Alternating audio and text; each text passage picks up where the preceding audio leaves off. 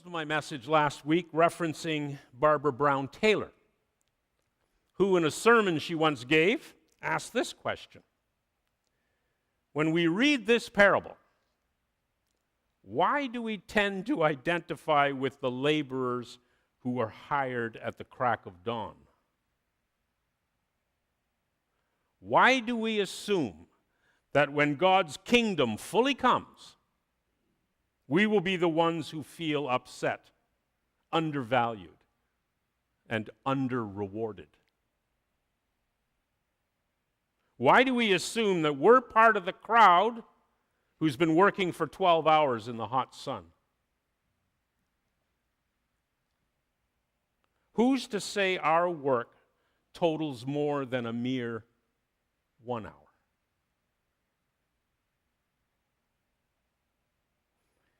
We can only pray, I finish by saying, that on our final approach to the pearly gates, we will discover that the grace of God is more than enough to get us into the kingdom. And that when we discover that fact, we're more apt to say, "Oh, ain't we the lucky ones?"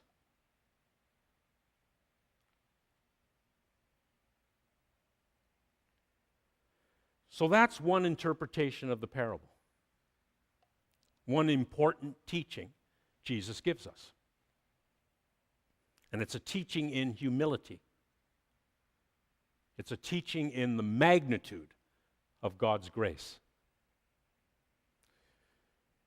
And to let you know, we often come to a particular interpretation or teaching when we look at a parable allegorically or symbolically.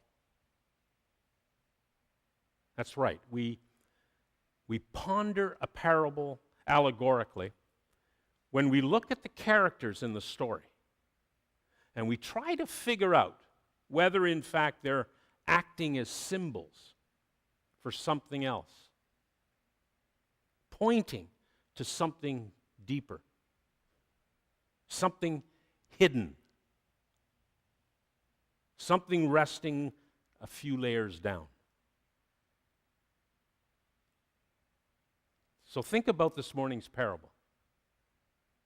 We look at the central character in the story, the vintner, the owner of the vineyard. And dimes to donuts, like many other people all around the world, we conclude that the vintner symbolizes God. Right?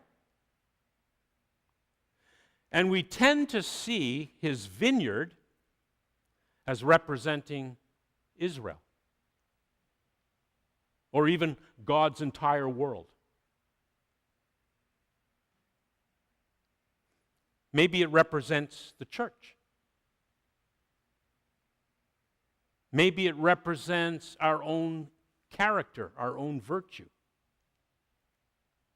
Maybe the vineyard is inside us. Maybe the vineyard is the cause of justice in the world. In other words, we tend to see the vineyard representing any place where God's will or God's work is to be done. That's the vineyard.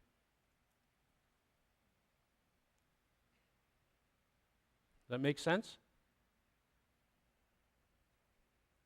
And following this line of analysis, then we might see the early bird laborers in the parable. Who do they represent now? Some suggest they represent the earliest Jewish converts to the way of Jesus, the earliest disciples. Or these laborers, they may symbolize the religious authorities of the day. You know, the Pharisees, the Sadducees, the scribes, the priests, teachers of the law. Or maybe they represent those among us today who have long been members of a church and regrettably may feel they've earned God's reward because of all the hard work they've done for the church over the years.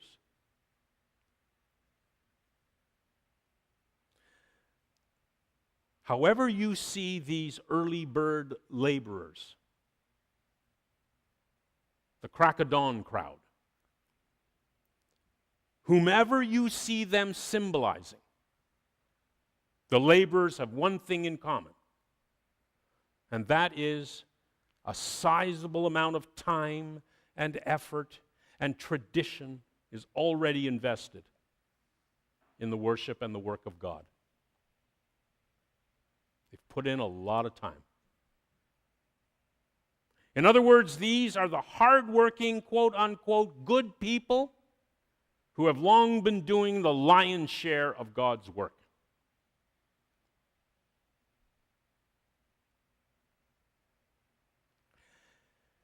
Then who in our story are the 1-hour laborers? Who are the ones we think are lazy? The ne'er-do-wells who show up at 5 o'clock with only a single hour of work left in the day. Who are they? Who might they represent? Well, maybe they represent me. Maybe they represent new Christian converts, people relatively new to the faith, people who've just come in.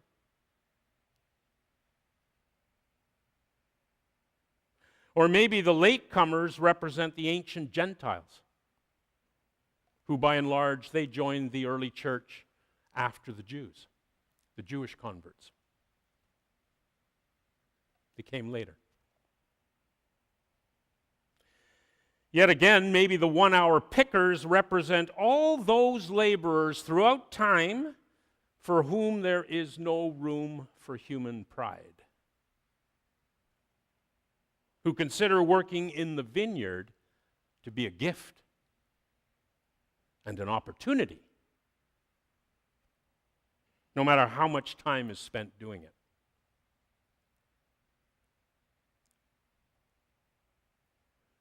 And so, what this parable, this allegory, makes clear is that we are all equal in the eyes of God.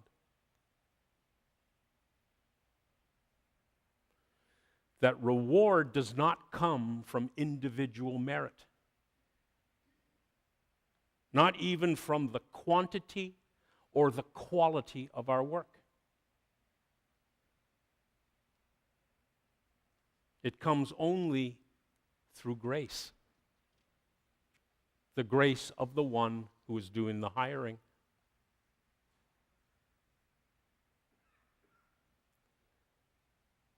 So that's one interpretation. Now, if you look at the cover of your bulletin, take a close look at it. I'm going to give you a different view. You're looking through the lens at the tree, and we're going to turn the tree upside down now. And this is going to be food for your thought. What happens to our interpretation if the vintner does not represent God? But he's just a vintner. He's just a wealthy member of the landowning class with probably a number of vineyards in his portfolio.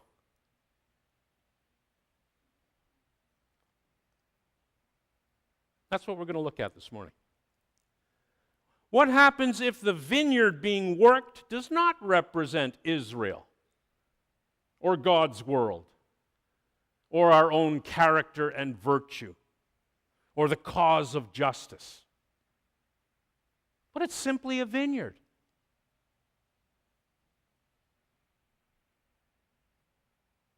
And what happens if our early bird laborers are just that? Day laborers faced with two options. Get up early, secure whatever work you can each day, or beg at the city gate with a little tin cup.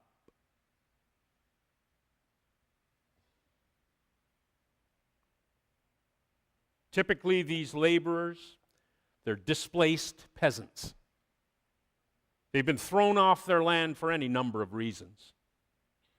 Yet they're desperate enough, they're hungry enough to seek work from the men who typically did the throwing.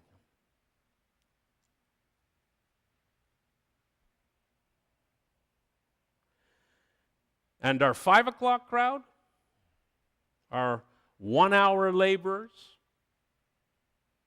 what if they're not ne'er-do-wells, or drunks, or lazy bums, or Gentiles, or modern Christian converts like me with little time in? What if, instead, they are simply old, displaced peasants?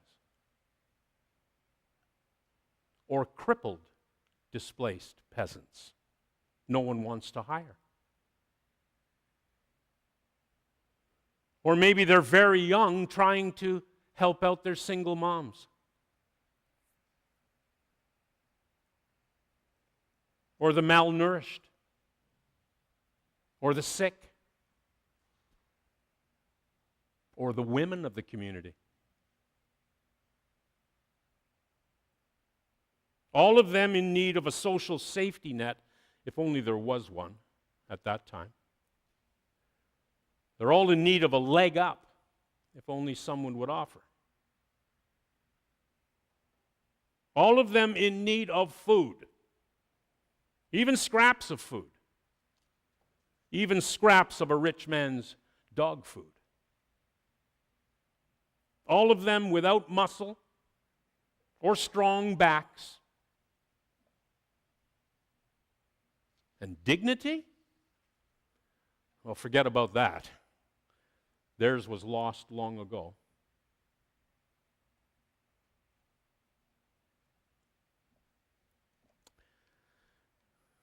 Now, here we go. The goal of the landowning class, the wealthy farmers and vintners,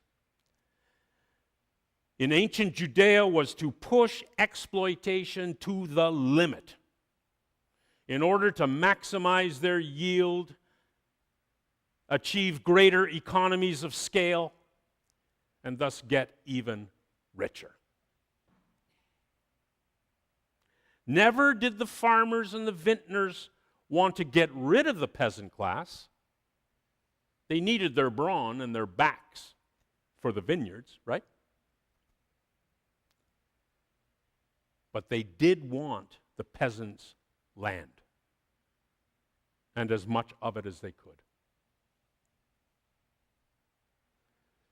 The wealthy aristocrats wanted their land so much that they invented layer after layer after layer of taxation, hoping that the burden would eventually just crush their spirits and they would be forced to sell off their land at bargain basement prices. So that's the name of the game for the aristocratic class. The aristocrats wanted their land so much that they held mortgages on the peasant properties, praying every Sabbath, I'm sure, that the next crop failure would be the peasants' last one. That levered to the hilt as they were, peasant families would be unable to weather even the smallest economic downturn, and be forced to endure a humiliating foreclosure. And for what? So the vintner could acquire more land, more crops, more patio furniture, another gold amulet, a fifth, a sixth, or a seventh purple robe, 3 more servants, and another house on the seashore?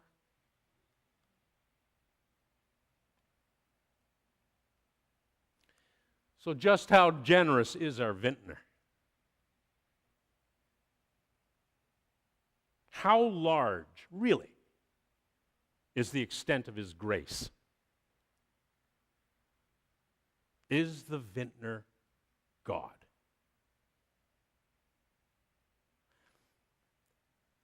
The vintner hires day laborers. These are temporary workers he hires on top of his regular workforce. Needless to say, work for a day laborer was sporadic and sketchy at best, such that any day a laborer worked was a day he ate. The vintner pays the day laborers a subsistence wage, 1 denarius, 1 silver coin, the going daily wage at the time, equivalent to the minimum wage we pay workers today. And like I said earlier, by and large, day laborers are displaced peasants. They've lost their land for any number of reasons, as I mentioned, and their choice is get whatever daily work they can or just beg at the city gates. Day labor amounts to economic slavery. And it's not unlike the plight of the migrant farm worker today. So really, just how generous is our vintner? How great is the extent of his grace?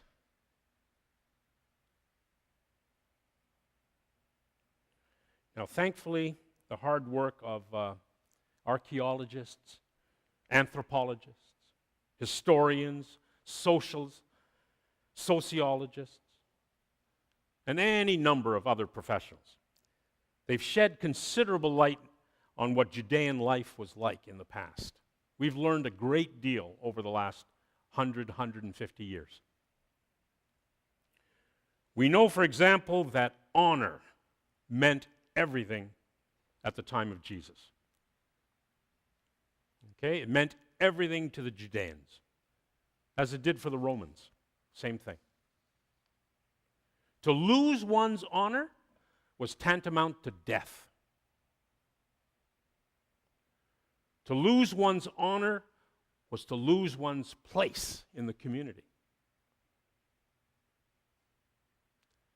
To lose one's honor was to lose face and bring shame not only to oneself, but to one's family, present and also into the future. And so everyone in the community did whatever they could to preserve and protect their honor. Okay? No matter how much it already eroded, protect what you've got left. A peasant losing his farm, well, that brought shame. A peasant forced to work as a day laborer or beg at the city gate brought more shame. A vintner, cruel at heart, paying each worker the same wage, no matter how long or how hard they had worked, brought even more shame to the peasant. It's called losing face time and time and time again.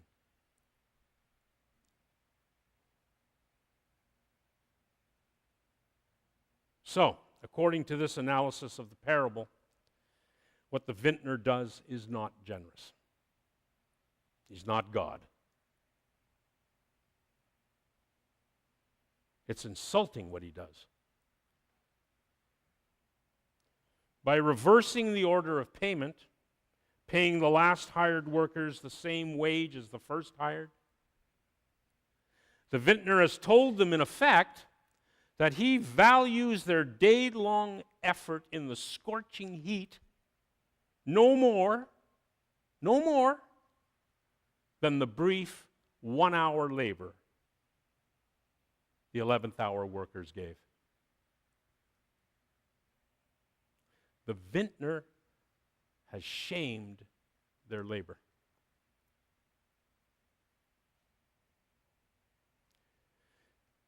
And remember, these day laborers have nothing left to give but their backs and their brawn. That's all that's left. So what's Jesus saying? Peasants, you've got to respond to the insult. For if you don't, if you consent to the vintner's judgment that their work is useless, worthless, then poor peasants everywhere and in every time will have nothing at all left to offer.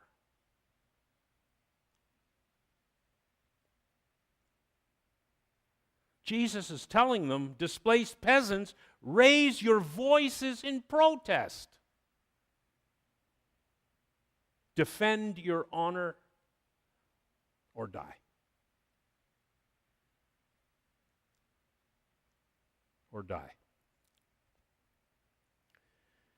And Jesus is reminding his audience through this parable that all the land belongs to God, and that it is God who has given the land to people. In fact, Jesus tells us we're all in God's debt. We are all tenants on God's land. Jesus is reminding his audience that according to the law, land is to be redistributed every Jubilee year, or every 49 years. That whoever's living on whatever land, every 49 years, the land reverts back to the original families.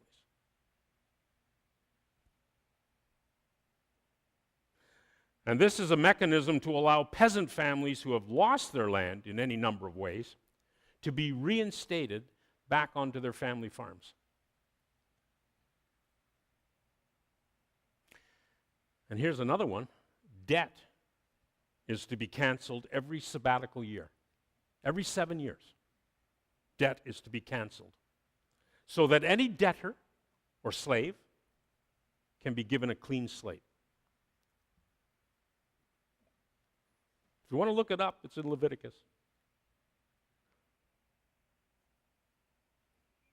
Through this parable, Jesus wants the day laborers to raise their voices in protest, to remind the aristocracy of Torah law. Think of that. Rise up to remind the aristocracy of the book of Leviticus. And that if the land indeed belongs to God, as the Bible says, then it's God's prerogative to distribute that land as God sees fit. So God is above the vintner.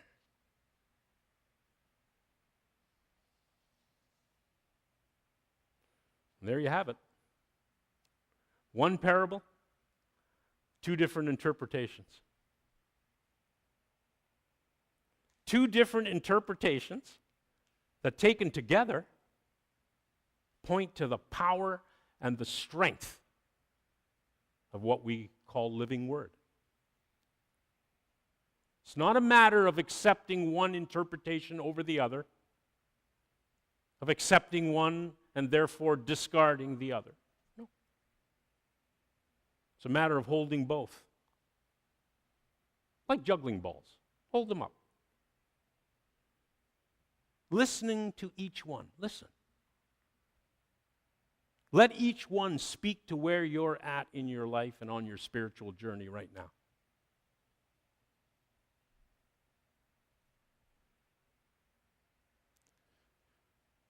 In closing, I'd like to say that let's remember that Jesus was a prophet. He was a teacher. He was a rabbi.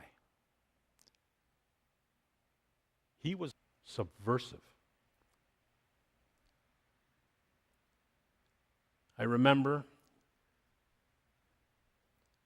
he overturned tables. He confronted authorities. He stood up, didn't he? For the poor, the sick, the lame, the oppressed, the prostitute, the tax collector, all those rejected by society. He never stopped advocating for social justice. He never stopped advocating for a society that gives everyone a fair shake, where the wealthy and their greed are kept in check. Yet for all his beliefs, all his struggles, all his efforts, he died. He was crucified.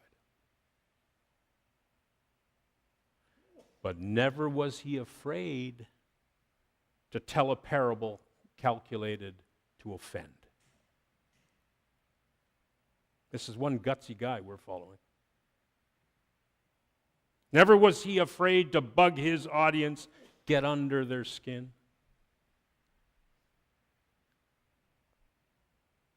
And this is the question I feel he's continuing to ask us all as a subversive. What are we going to do with the itch? It's under our skin.